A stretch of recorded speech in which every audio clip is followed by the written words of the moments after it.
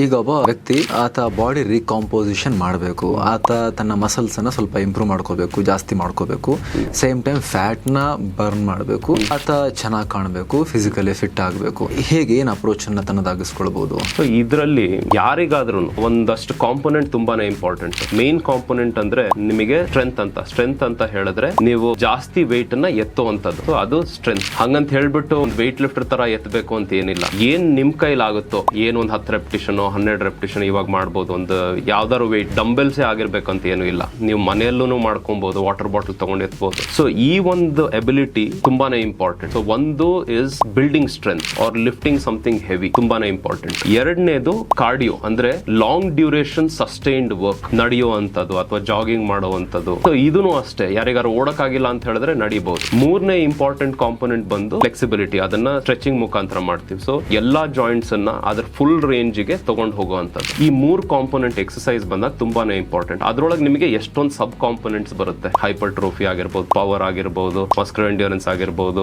ಈ ತರ ಎಷ್ಟೊಂದು ಸಬ್ ಕಾಂಪೊನೆಂಟ್ಸ್ ಬರುತ್ತೆ. ಲಾರ್ಜ್ಲಿ ಈ ಮೇನ್ ಕಾಂಪೊನೆಂಟ್ಸ್ ಅನ್ನ ಮಾಡ್ಕೊಬೇಕಾಗುತ್ತೆ. ಫುಲ್ ವಿಡಿಯೋಗಾಗಿ ರಿಲೇಟೆಡ್ ಲಿಂಕ್ ಕ್ಲಿಕ್ ಮಾಡಿ.